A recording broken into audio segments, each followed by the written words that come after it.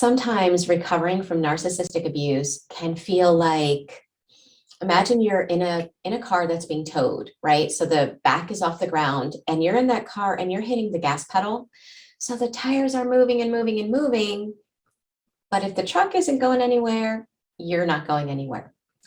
Well, sometimes recovering from narcissistic abuse can feel like that because you're learning and learning and learning, right? So your wheels are spinning, but it can feel like you're not going anywhere, or at least it can feel like you're not getting to where you want to go at the rate that you want to get there. That being said, for those that don't know me, my name is Michele. I'm a certified life and relationship coach.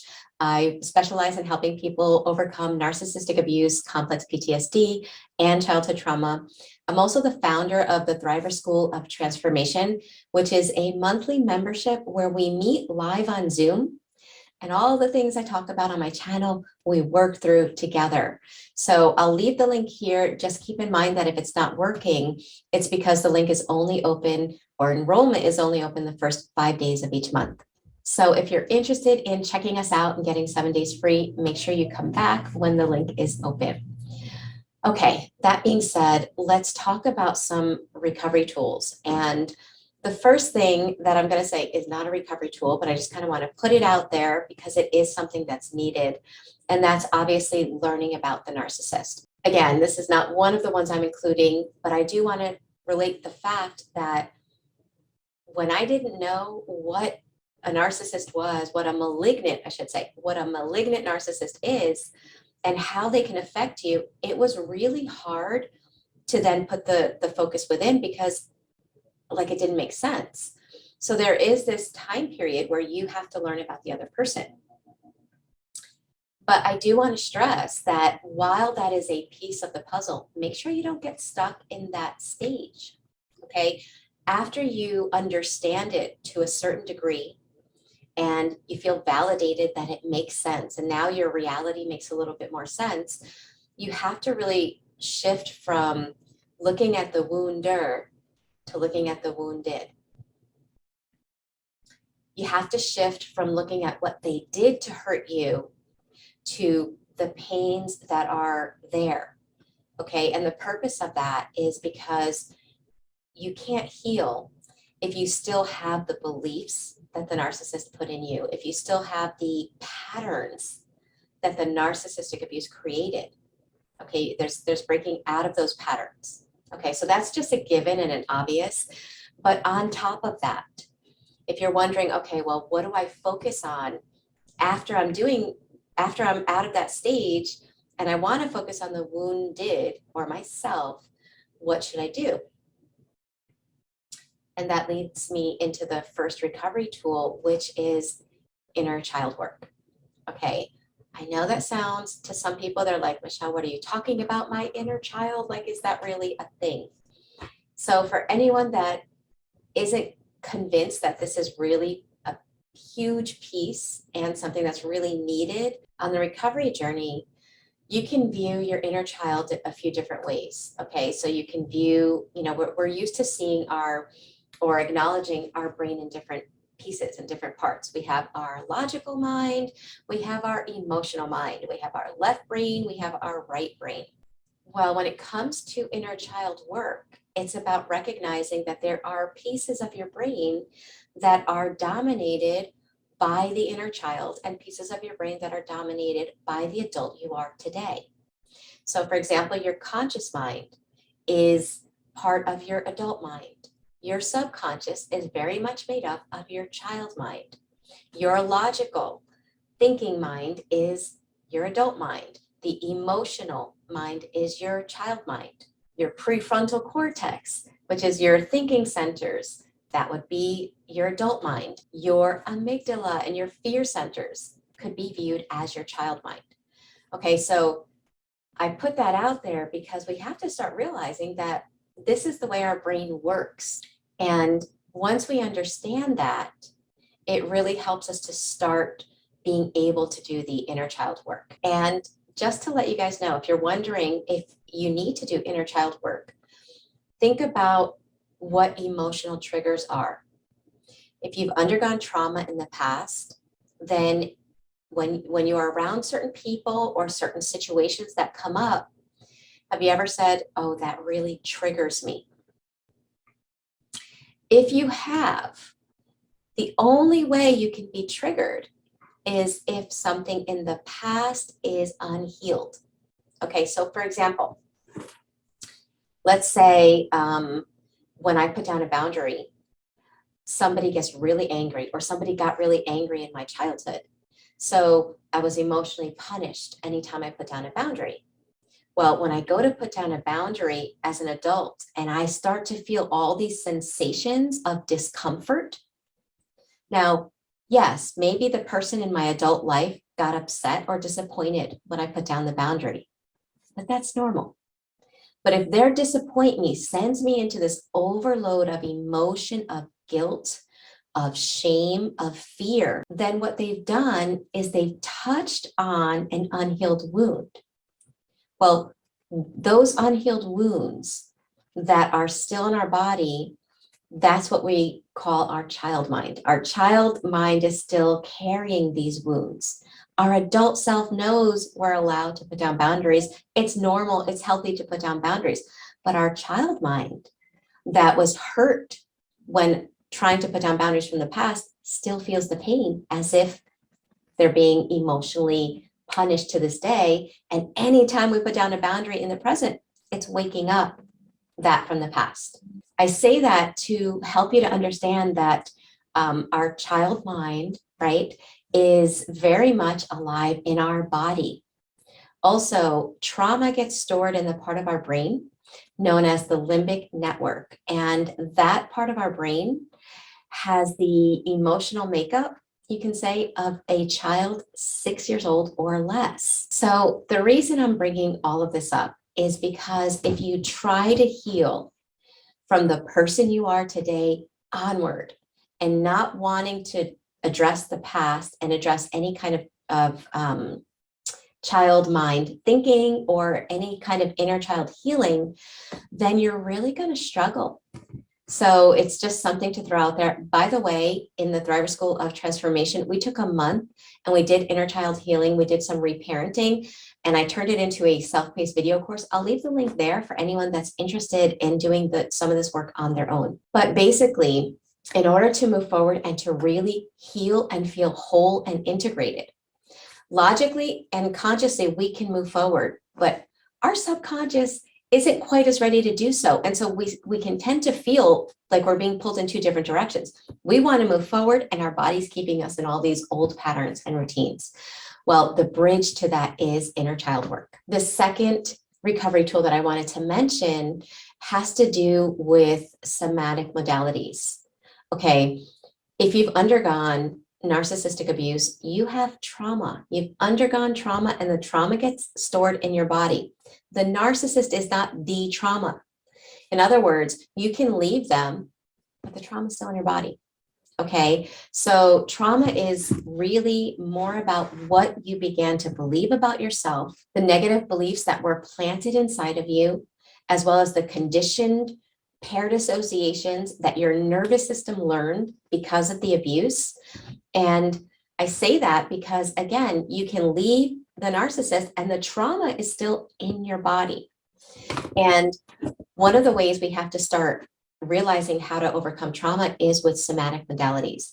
Trauma isn't stored in the part of your brain where healthy memories are stored.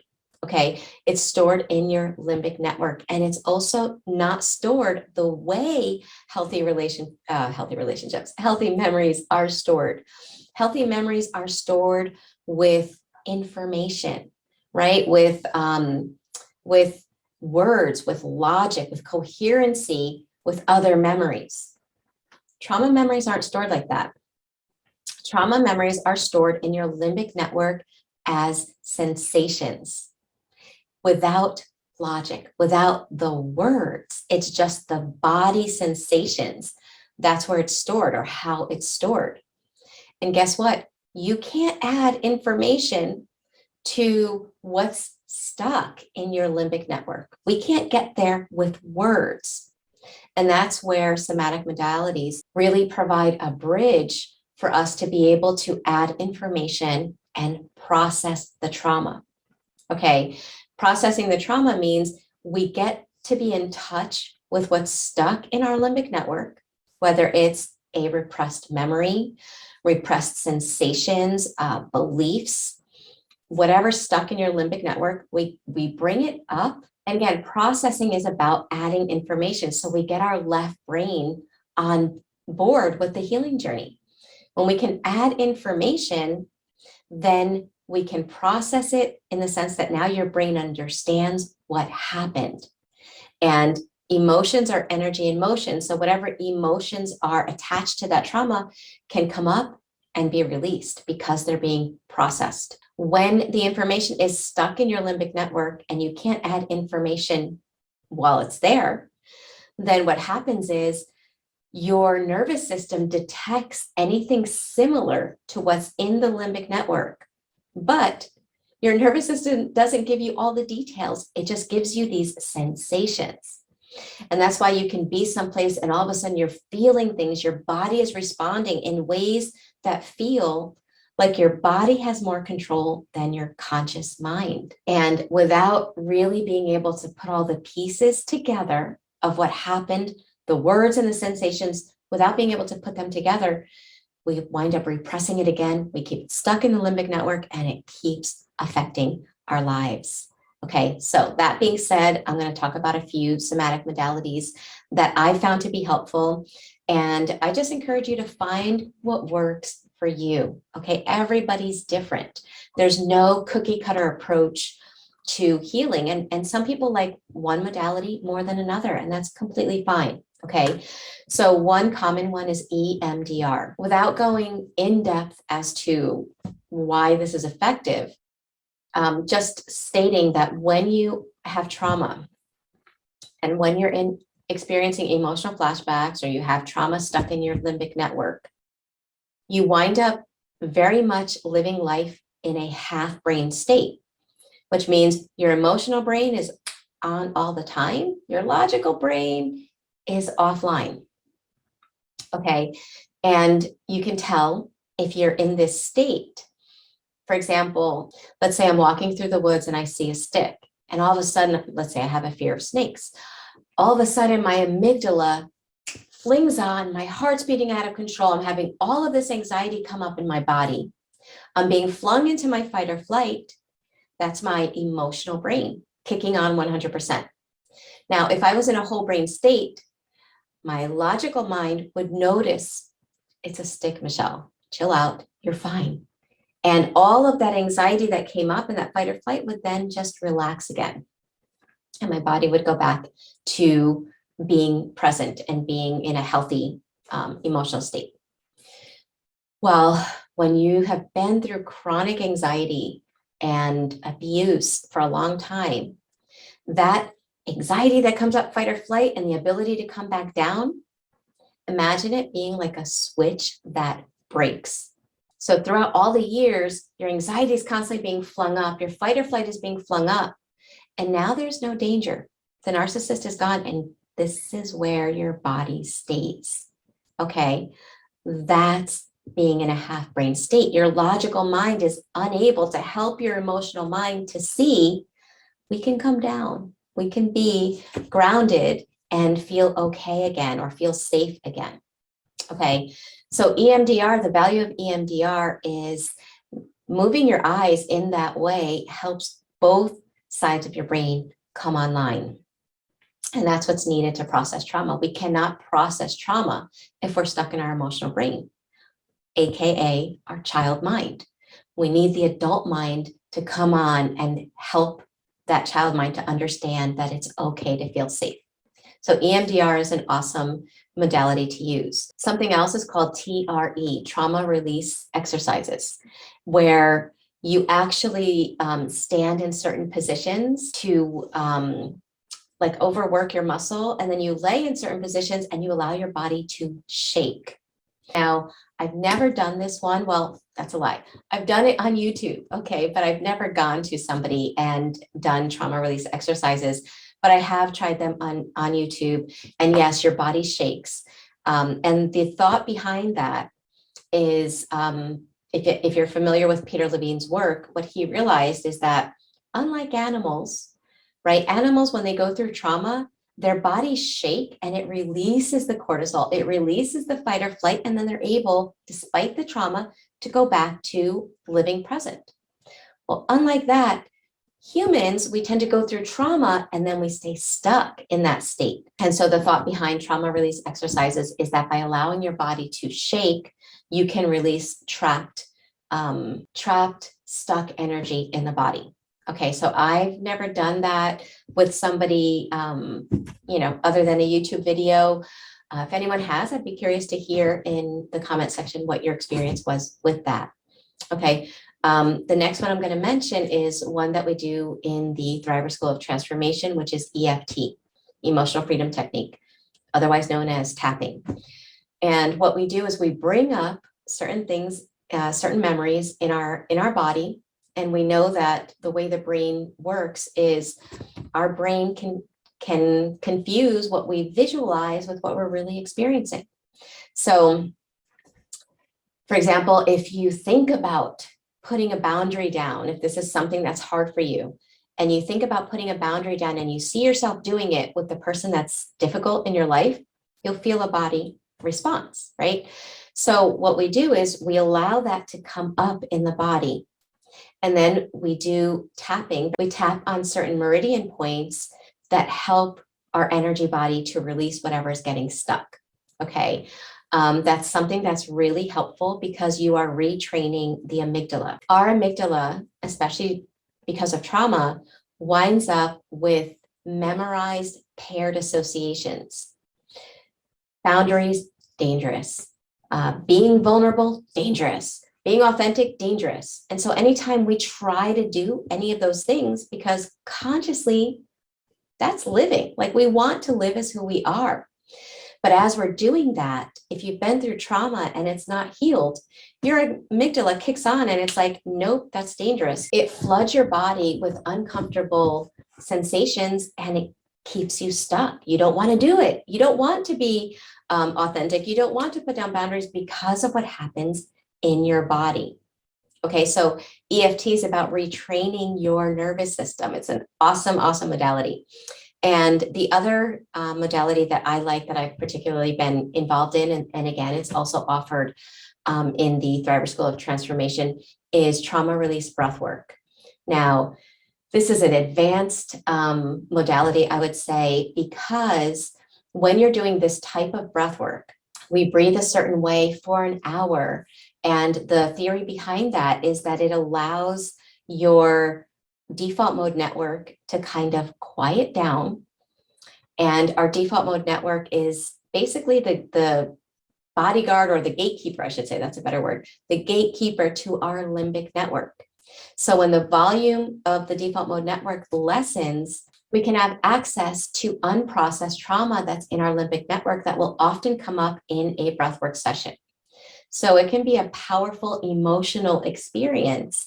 And the benefit of having it come up in a breathwork session, remember, if trauma is in our limbic network, we can't add information to it. So when it comes up in the breathwork session, you can add information to it. And that's how we process the emotions and release them. So for example, at one breathwork session, somebody brought up an experience that they went through at a very young age, feeling very helpless and very powerless. And their memory of that, of what happened at that time, came up.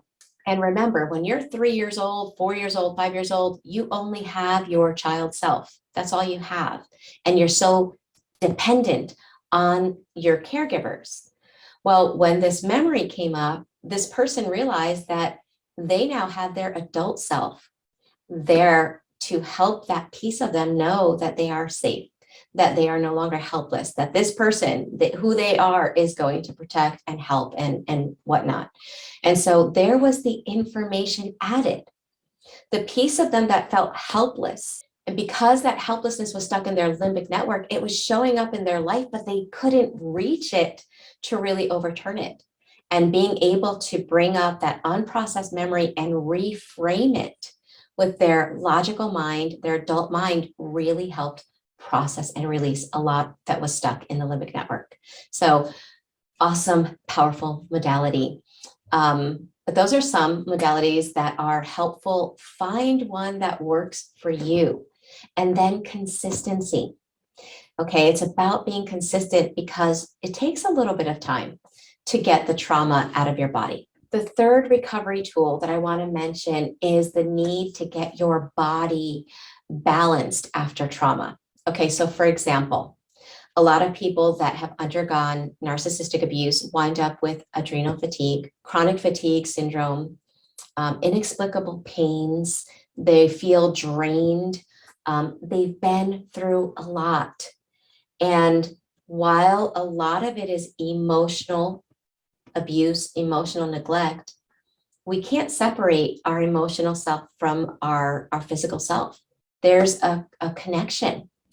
And so it's really about finding something that helps you to get your body in balance. If you're very into Western medicine, then you're going to take that approach. If you're into Eastern medicine, you're going to take that approach. But either way, I'm just going to encourage you to find something that works. In my personal experience, the last step for me was getting my body in balance. There was only so much I could do emotionally or with words or with logic or even with meditation, and with all the recovery tools that I had, there were still parts of my body that needed help. And so in my case, I got into biofeedback. And that's been the thing that I've been doing this past year. What I like about biofeedback is that it really looks at your body as a whole, and it looks for the imbalances, and the means of correction is not medicine and it's not vitamins, even though the scan can help you to know where you might be deficient in certain vitamins, but it's about rebalancing the energy in your body. And so without going hugely into that, they're called infoceuticals, and I'll actually show you one.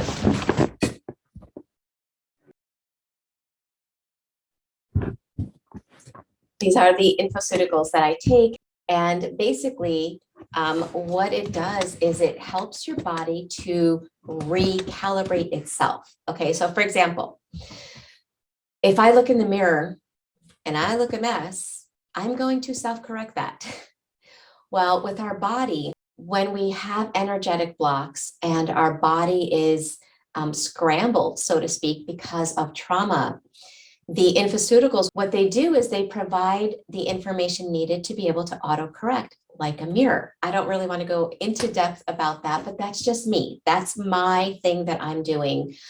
In fact, starting in, I think it's the end of May, early June, I'm going to be offering free scans for anyone that's in the School of Transformation. Okay. But if that's not your thing, that's okay. But I will say this, find something that works, because the body gets out of whack. And if you don't help it, it can stay stuck. Okay. And then you can be out of all toxic relationships and wind up getting sick. And who wants that? Right. So those are the three things that I wanted to mention to you guys that really help people to move forward. If you are interested in joining us in the Thriver School of Transformation, these are the things that we do. We have between 9 to 12 live meetings a month that you can choose from. And again, just make sure that you're aware that the school only opens the first 5 days of each month.